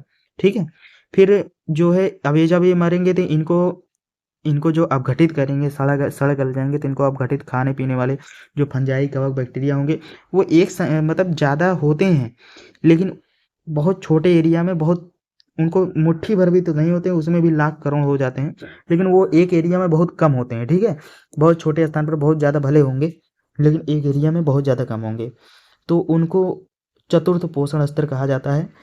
ठीक है, अब देखिए इनका आकार तो और कम हो गया। बस यही है पिरामिड संख्या के आधार पर। ठीक है, नीचे पेड़ पौधे, फिर उसके ऊपर भेड़, बकरी, गाय, फिर उसके बाद शेर, चीता, बाघ, फिर उसके बाद अपघटक बैक्टीरिया और कवक। ठीक है, ये ऐसे पिरामिड बनता है, जिसकी संख्या ज़्यादा होगी उसका भाग चौड़ा होगा, इसलिए उसको नीचे रखा जाएगा। ठीक है, यही पिरामिड का मतलब था। देखिए अब इसमें देखिए, द्वितीय पोषण स्तर पर हमने पढ़ लिया था, फिर तृतीय पोषण स्तर इस चित्र में भी देख चुके हैं। द्वितीय को उपभोक्ता होंगे, जिसमें मांसाहारी जीव होंगे। फिर चतुर्थ पोषण स्तर पर तृतीय को उपभोक्ता होंगे, सर्वाहारी जीव। फिर पंचम पोषण स्तर पर चतुर्थ उपभोक्ता या अपघटक होंगे। ठीक है, अब आता है हमारा प्रथम पोषण स्तर, अब इसको पढ़ेंगे हम। ठीक है, यह आहार श्रृंखला का आधार होता है, जिसे प्राथमिक उत्पादक भी कहते हैं। पेड़ पौधे और बैक्टीरिया इस स्तर के प्रमुख अंग हैं, जो प्रकाश संश्लेषण विधि द्वारा आहार निर्मित करते हैं। हरे पौधे इस आहार ऊर्जा का उपयोग करके अपने विभिन्न अंगों की वृद्धि एवं विकास करते हैं तथा दूसरे स्तर के जीवों के लिए पोषण द्वारा ऊर्जा स्रोत बनते हैं।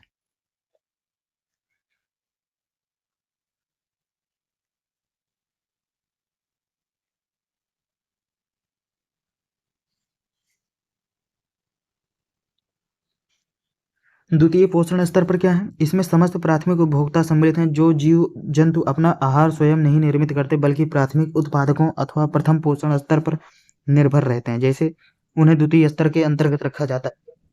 इस स्तर के जीव शाक भक्षी होते हैं। ये जीव प्रथम स्तर के वनस्पति, हरे पौधों आदि का भक्षण करते हैं। भेड़, बकरी, गाय, खरगोश, हिरन, घोड़ा आदि इस स्तर के प्रमुख जीव हैं। तृतीय पोषण स्तर क्या है? जो जीव पोषण स्तर दो के जीवों पर निर्भर करते हैं। अब भेड़ बकरी को जो खाएंगे, गाय को जो खाएंगे, वो तृतीय पोषण स्तर के, जैसे इसमें सीधा पढ़ देते हैं, शेर, भालू, बाघ, चीता। ठीक है, बस खत्म। फिर चतुर्थ पोषण स्तर में वो है, जैसे अब ये सब मर जाएंगे। ठीक है, तृतीय पोषण स्तर के जीव जंतु मर जाएंगे, इनको इनके मृत शरीरों का वियोजन करके अपना आहार ग्रहण करते हैं। कौन से होते हैं? फंजाई और कवक। ठीक है, बस यही मतलब है, फंजाई, कवक, बैक्टीरिया, ये सब चीज़ें। ठीक है, अब आगे आते हैं। जैसे आप देखते होंगे ना, जैसे कोई ब्रेड व्रेड लाएं तो कुछ दिन बाद उसे सफ़ेद फफूंदी जिसको बोलते हैं पड़ जाती है, वो चतुर्थ पोषण स्तर है। ठीक है, अब प्रश्न नंबर 9 से क्या, जल प्रदूषण से आप क्या समझते हैं? इसके स्रोत, प्रकारों और दुष्प्रभावों की विवेचना कीजिए। जल प्रदूषण, प्रदूषण पर आपने कभी निबंध लिखा होगा, तो इसमें डायरेक्ट आप लिख सकते हैं जल प्रदूषण का। ठीक है, इसको पढ़ने की कोई ज़रूरत नहीं है, लेकिन पढ़ लेंगे आप, मैं पेज नीचे कर दूंगा, लेकिन पहले समझ लेते हैं क्या मतलब है। जल प्रदूषण में क्या है? अब उसमें जैसे डिटर्जेंट मिला दो, तब उस पानी को पी नहीं सकते तुम। ठीक है, आप पी नहीं सकते। और उसमें मतलब फैक्ट्री का गंदा पानी मिला दो, तब भी आप नहीं पी सकते। उसमें बहुत सारे केमिकल मिला दो तब भी नहीं पी सकते। यानी जल का वास्तविक जो स्वरूप होता है उसमें कुछ अन्य अवांछित पदार्थ मिला दिए जाएँ तो जल प्रदूषित हो जाता है, जिसको आप उपयोग में नहीं ला सकते, ठीक है? यही जल प्रदूषण है। और इसके स्रोत क्या है? सबसे बड़ा स्रोत क्या है? जैसे डिटर्जेंट, ठीक है? और साबुन का प्रयोग अत्यधिक करना, फैक्ट्रियों का गंदा पानी मिला देना, ठीक है? नदी नालों में मिला दिया जाता है, ठीक है? और क्या कहते हैं, जानवरों को, मवेशियों को जो है तालाब में नहला देना, इससे जल प्रदूषित हो जाता है, ठीक है? कूड़ा करकट तालाब में फेंक देना या फिर, ठीक है, ये सब चीज़ें जो है स्रोत हैं। और प्रकार क्या है? यही प्रकार है, ठीक है? यही प्रकार है, मतलब औद्योगिक जल प्रदूषण, जैसे फैक्ट्रियों से गंदा निकलने वाला गंदा पानी, और मानवीय जल प्रदूषण, ये सब मानव द्वारा ही किया जाता है, ठीक है? ये सब प्रकार हैं। और दुष्प्रभाव क्या है? इससे जाके कैंसर भी होता है। कहते हैं ना, संक्रमित जल पी लिए तो इससे कैंसर हो जाता है, बीमारियां हो जाती हैं, मानव स्वास्थ्य गड़बड़ हो जाती है, ठीक है? त्वचा रोग हो जाता है, बहुत सारे फोड़े फुंसी निकलने लगते हैं। ये दुष्प्रभाव हैं जल प्रदूषण के बारे में, ऐसे ही आप लिख सकते हैं, ठीक है? पढ़ना है, पढ़ लीजिएगा। चलिए, पढ़ना स्टार्ट करिए। हेडिंग होगा तो हेडिंग बोल देंगे, आपको वो भी याद हो जाएगा।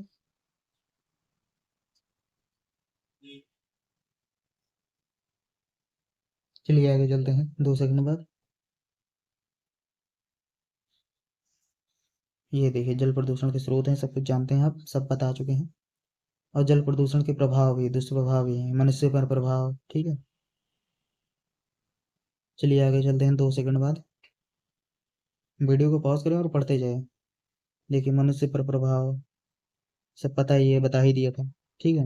हैजा टाइफाइड, हैजा हो जाता है सबसे, हैजा टाइफाइड डायरिया पेचिस रोग फैलते हैं मनुष्य पर प्रभाव हो जाता है तो कैंसर भी हो सकता है, ठीक है? ये सब चीज़ें देखिए, पढ़ लीजिए इसको।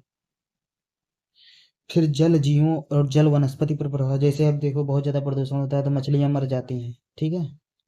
शैवाल जो उस पे मतलब काई बहुत ज़्यादा पड़ जाती है, तो वहाँ पर ऑक्सीजन की कमी हो जाती है, अंदर जीव जंतु पनप भी नहीं पाते, ठीक है? जिसको सुपोषण की घटना बोलते हैं, अगर आपने पढ़ा होगा।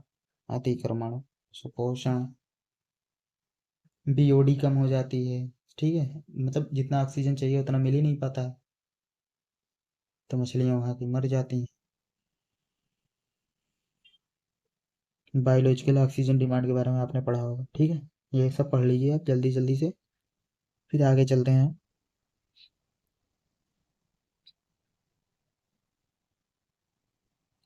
चलिए आगे चलते हैं।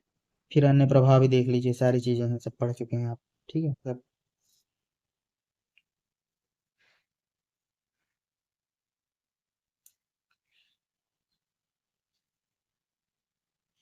हाँ, कीटनाशकों और उर्वरकों का प्रयोग भी जो है, वो भी जो है जल प्रदूषण में महत्वपूर्ण भूमिका निभाता है, ठीक है?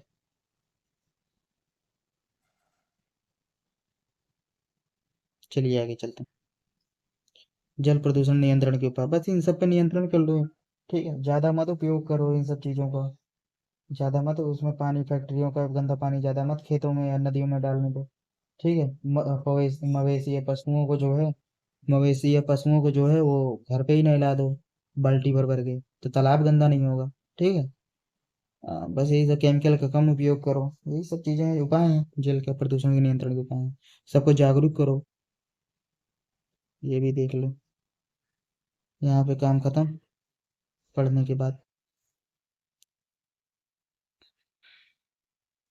देखो, जैव विविधता से क्या तात्पर्य है ये भी हम बता चुके हैं, पहले वाले वीडियो में भी बताए थे, तो इसको भी हम बता देंगे, बस ओरली बता देंगे आपको, ठीक है?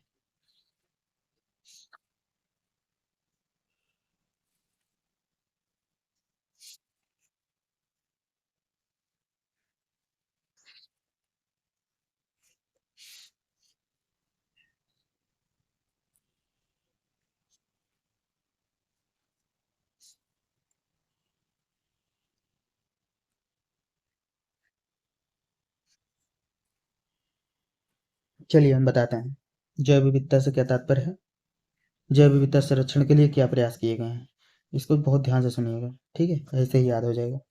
जैव विविधता से क्या मतलब है, पहले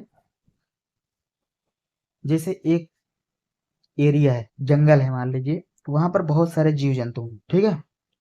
तो जैव विविधता से यही रहता है कि विभिन्न प्रकार के जीवों से के उपस्थित होने से आपके लिए विकल्प बहुत ज़्यादा बचता है। आपका विकल्प कभी समाप्त नहीं होता है, ठीक है? आप जैसे कोई चीज़ इस जीव में पाया जाता है तो ज़रूरी नहीं इसी जीव में पाया जाता है, दूसरे जीव में भी पाया जा सकता है, तो आप उसका भी उपयोग कर सकते हैं। तो ये जैव विविधता का लाभ है, ठीक है? जैसे अब देखिए भारत में बहुत सारी बोलियाँ पाई जाती हैं। कहते हैं ना भारत एक सांस्कृतिक दृष्टि से में बहुत विविधता है, ठीक है ना? मतलब बहुत सारी भाषाएँ पाई जाती हैं। बहुत सारी भाषाएँ 200-300 200 200 250 300 भाषाएँ ही हैं अपने भारत में, ठीक है?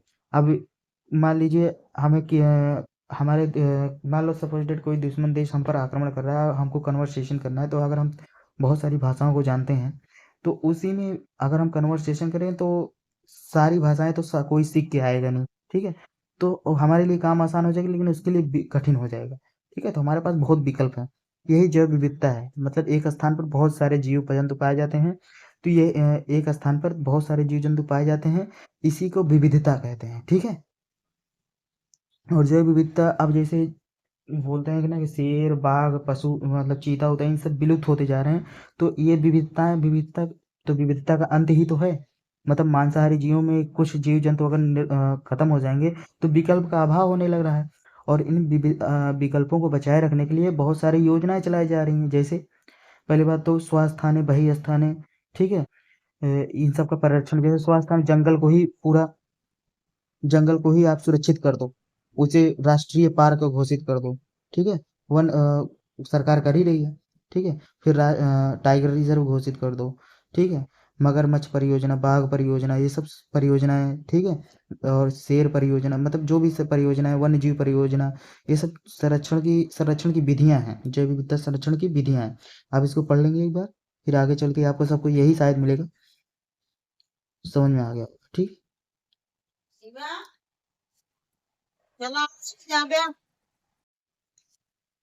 हाँ, तो देखिए थोड़ा-सा डिस्टर्बेंस हो गया था आ रहे हैं, वापस आ गए। तो जैव विविधता से यही मतलब था हमारा, और ज़्यादा कुछ मतलब नहीं था। मतलब जितने भी जीव-जंतु हैं उनके प्रकारों को बनाए रखना, ठीक है?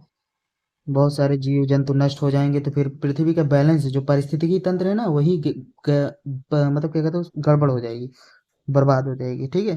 तो यही है जैव विविधता का संरक्षण। इसके देखिए हेडिंग आप जान लीजिए, बाकी सब पढ़ चुके हैं आप, ठीक है? ये पढ़ना है तो पढ़ लेंगे आप, ठीक है? अगले पैराग्राफ पे चलते हैं। ये भी पढ़ लेंगे। देखिए सारी चीज़ें वही हैं। 3 सेकंड बाद आगे चलते हैं।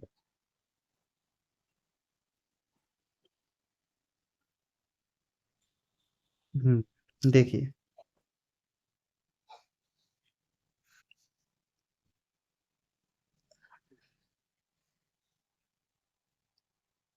अब आगे चलते हैं, ठीक है? पहला था क्या? बहिर्स्थानिक संरक्षण, फिर स्वस्थानिक संरक्षण, इसको भी पढ़ लेंगे आप।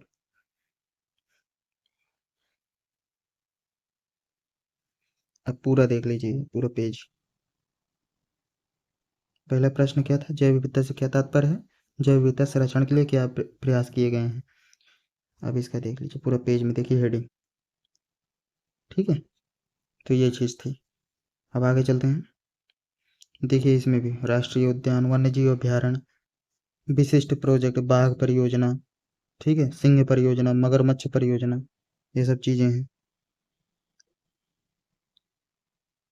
तो आगे देख लेते हैं कि पैराग्राफ पढ़ लीजिए अब, ज़्यादा फायदा रहेगा।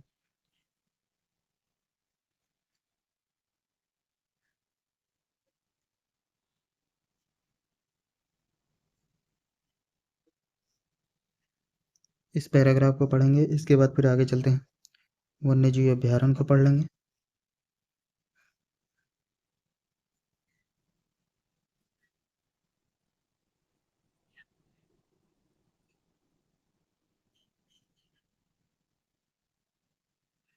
फिर आगे चलते हैं, ये सब जितनी परियोजना है इसको पढ़ लेंगे आप, ठीक है? सिंह परियोजना, मगरमच्छ परियोजना, गैंडा परियोजना, हाथी परियोजना, हिम तेंदुआ परियोजना, ये सब चीज़ें हैं। ये परियोजनाएं चलाई जा रही हैं जैव विविधता के संरक्षण के लिए। इसमें से इन सब चीज़ों को संरक्षित किया जाता है पार्क बनाकर, ठीक है? एरिया बनाकर उतना। चलिए आगे चलते हैं। देखिए पवित्र सरोवर एवं ओरण, मतलब जो नदियां हैं उनको भी संरक्षण दिया जा रहा है, और जीवमंडल रिजर्व तो जानते ही हैं, पूरे पृथ्वी को ही संरक्षित करने के उपाय। इसको पढ़ लेंगे आप।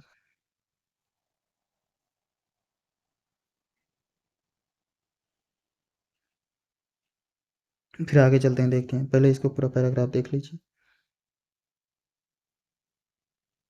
ठीक है, ये सारी हेडिंग्स हैं और इसको देख लेंगे आप, इसके बाद फिर आगे चलते हैं। फिर भारत में शिक्षा, भारत में पर्यावरण शिक्षा वातावरण प्रबंधन में महत्वपूर्ण भूमिका अदा करती है। ठीक है, देखिए इसमें औपचारिक पर्यावरण शिक्षा जैसे स्कूलों में बताया जाता है, और अनौपचारिक पर्यावरण शिक्षा, इसके बारे में डिस्कशन कर लेते हैं हम। इसके बाद ये पूरा पैराग्राफ पढ़ेंगे तो फिर नीचे जो हेडिंग है इसके बारे में वो भी पढ़ लेंगे आप। पर्यावरण इंजीनियरिंग, संरक्षण एवं प्रबंधन, पर्यावरण स्वास्थ्य, सामाजिक परिस्थितिकी, फिर अनौपचारिक पर्यावरण शिक्षा। ठीक है, चलिए अब आगे देखते हैं।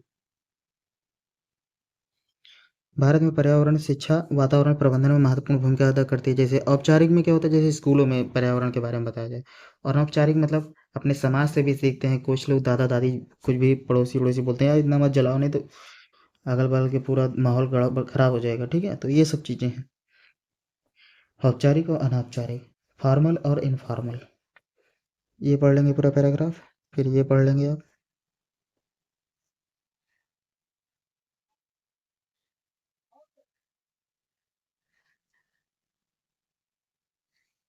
फिर इसके बाद 3 सेकंड बाद आगे दूसरे पेज पे चलते हैं। चलिए आगे चलते हैं। औपचारिक में जैसे स्कूलों में पढ़ाया जाता है, बड़े बड़े विश्वविद्यालय में पढ़ाया जाता है, तो उसके लिए पर्यावरण का एक सब्जेक्ट होता है। ठीक है, वो अलग शिक्षा है। और अनौपचारिक के बारे में समाज से सीखते हैं। ठीक है, जैसे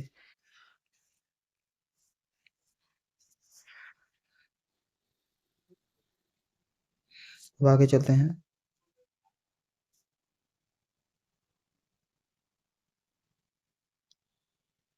अनौपचारिक पर्यावरण शिक्षा, ये भी पढ़ लेंगे आप पूरा पैराग्राफ।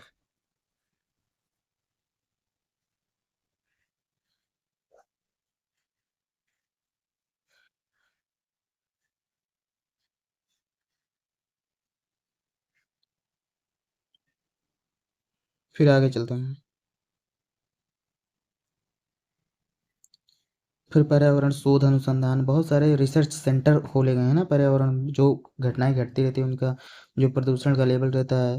ठीक है, उन सब का स्तर नापने के लिए, उनको सुधारने के लिए सब रिसर्च सेंटर बनाए गए हैं। पर्यावरण प्रभाव का आकलन उसी में होता है। संसाधन प्रबंधन भी होता है। पर्यावरण अवनयन, प्रदूषण व प्राकृतिक प्रकोपों का नियंत्रण भी किया जाता है उसी के माध्यम से। ठीक है, एयर क्वालिटी इंडेक्स कभी आप सुने होंगे, वायु की गुणवत्ता नापने के लिए, ये सब चीज़ें। ठीक है, ये पूरा पैराग्राफ पढ़ लेंगे आप।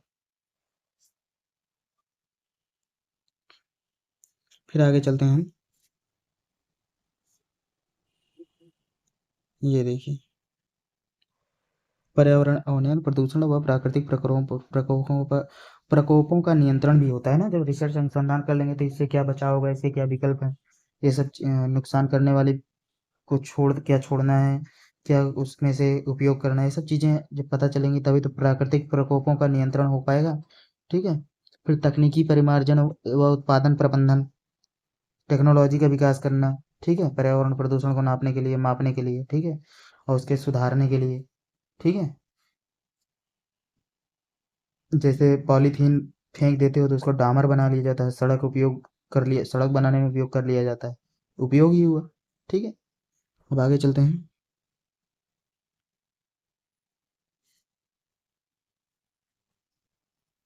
ये पूरा पैराग्राफ खत्म हो जाएगा, आप पढ़ लीजिए। फिर पर्यावरण अवनयन के दुष्परिणामों का उल्लेख कीजिए। देखिए पर्यावरण अवनयन, पर्यावरण क्षति के दुष्परिणाम क्या होगा, जल प्रदूषित होगा, वायु प्रदूषित होगा। ठीक है, मृदा प्रदूषित हो जाएगी, मतलब मिट्टी प्रदूषित हो जाएगी, जल वायु मिट्टी।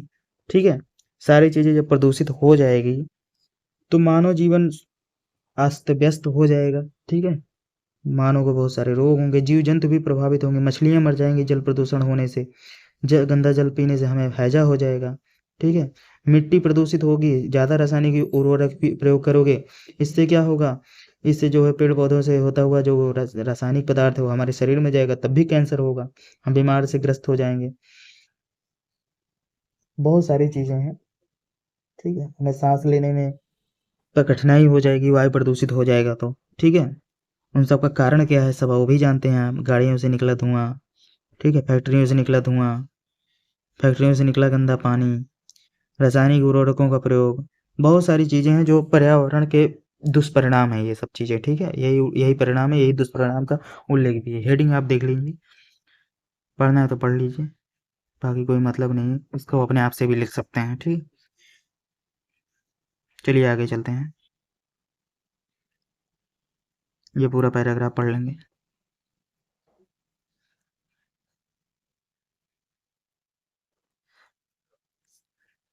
देखिए पढ़ने को पढ़ देता है, लेकिन इसमें पढ़ना बेवकूफ़ी है ना, फालतू की चीज़ें सुनेंगे फालतू में। आप इसको वैसे भी सुन गए आप मेरे मुंह से, तो वैसे भी याद हो गया। अब आगे चलते हैं, ये भी देख लीजिए। ठीक है, अब पर्यावरण के अवनयन के दुष्परिणाम जो आएंगे वही सब चीज़ें मिलेंगी आपको। अब आगे देखते हैं।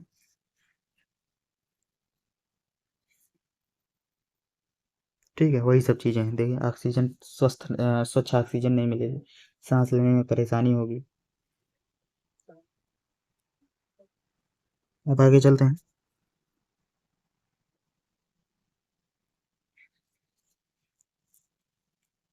ये सब चीज़ें पढ़ लेंगे आप।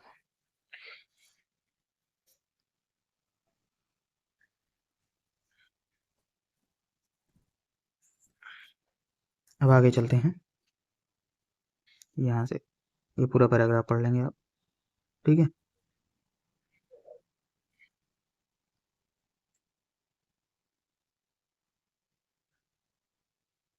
अब इसके भी आगे चलते हैं। देखिए पूरा खत्म ही हो गया आंसर, कुछ भी था नहीं, हेडिंग भी नहीं थी इसमें, तो हेडिंग भी नहीं था, वही सब वही लेके उल्ट पलट के लिख देंगे आप। मतलब हेडिंग बना बना के लिखेंगे, ज़्यादा अच्छा रहेगा। फिर पर्यावरण प्रश्न नंबर 13 है, पर्यावरण प्रदूषण के विभिन्न प्रकार क्या हैं, जल प्रदूषण के कारण बताइए तथा इससे दूर करने के उपाय। अब बताइए इसमें क्या ही बताएं, सब कुछ पता पढ़ चुके हैं आप इसमें। जल प्रदूषण के कारण भी पढ़ चुके हैं, उपाय भी बता चुके हैं आपको। फिर भी हेडिंग देखना हमारा काम है, हेडिंग हम दिखा दे रहे हैं। चलिए इसमें क्या आंसर है देख लीजिए। चलिए कुछ लेखक हैं उनके अनुसार बता भी दीजिएगा। ठीक है, DM डिक्सन के अनुसार। ठीक है, फिर NERC 1976 के अनुसार।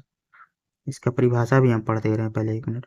पर्यावरण के अंतर्गत मनुष्य एवं उसके पालतू मवेशियों के उन इच्छित समस्त इच्छित एवं अनिच्छित कार्यों तथा उनसे उत्पन्न प्रभावों एवं परिणामों को सम्मिलित किया जाता है जो मनुष्य को अपने पर्यावरण से आनंद एवं सुखपूर्ण लाभ प्राप्त करने की उसकी क्षमता को कम कर देते हैं। NERC के अनुसार मनुष्य के क्रियाकलाप से उत्पन्न अपशिष्ट पदार्थों के रूप में पदार्थों एवं ऊर्जा के विमोचन से प्राकृतिक पर्यावरण में होने वाले हानिकारक परिवर्तनों को प्रदूषण कहते हैं। ठीक है, चलिए अब हेडिंग पढ़ते हैं यहाँ से प्रश्न, आप इसको पढ़ लेंगे।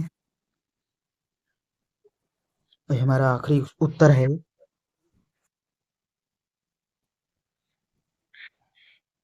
चलिए आगे चलते हैं।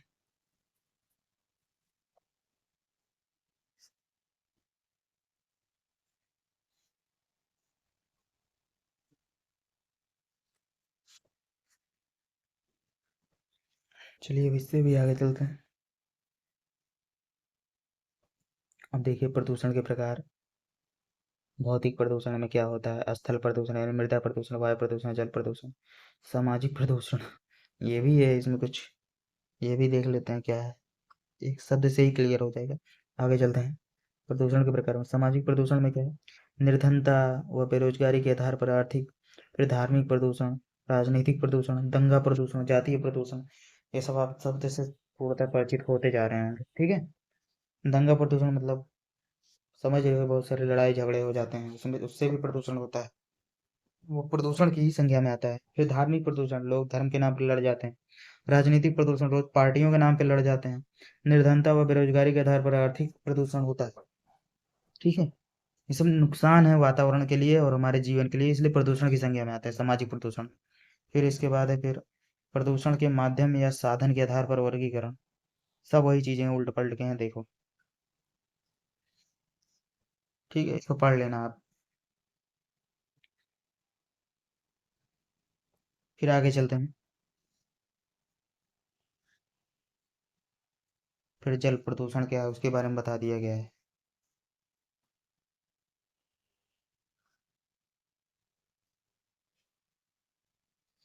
चलिए आगे चलते हैं। ये पूरा पढ़ लेंगे आप।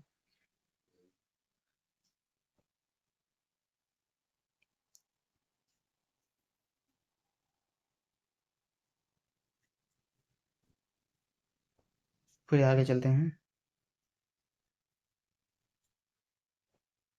ठीक है।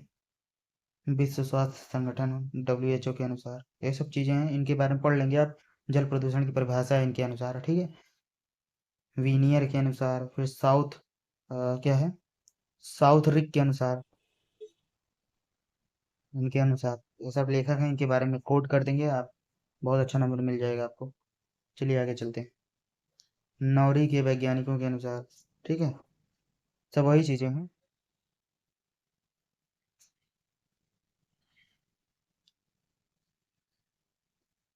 अब आगे चलते हैं। सारी चीज़ें वही चीज़ें जो मैंने बताई थी, वही सब चीज़ें।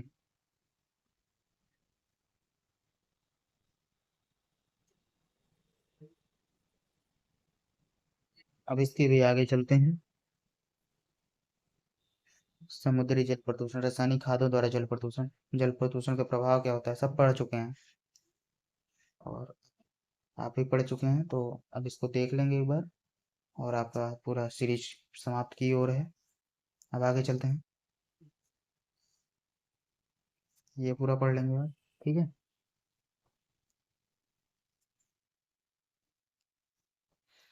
प्रोफेसर DN राव के अनुसार क्या है, देखो, प्रोफेसर DN राव के अनुसार उद्योगों से फैलने वाले द्रव्यों के कारण कृषि की पैदावार में 17 से 30% तक कमी हो जाती है। देखिए, देखा है, इतना ज़्यादा नुकसान होता है।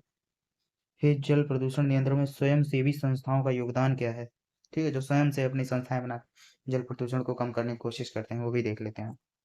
चलिए आगे चलते हैं, ये भी देख लेते हैं। ठीक है, देख लीजिए।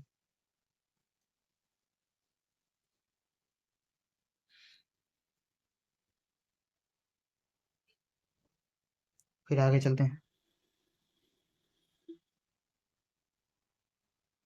ठीक है। फिर इसके बाद हमारा ये लास्ट पेज था, ये भी समाप्त हो गया है।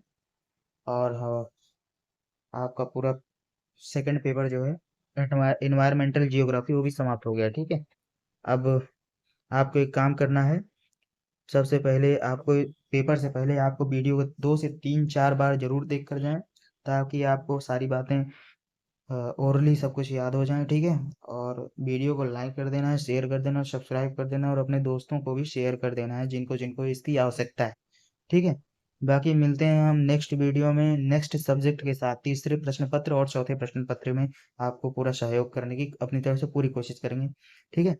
तब तक के लिए बहुत बहुत धन्यवाद आप सबका।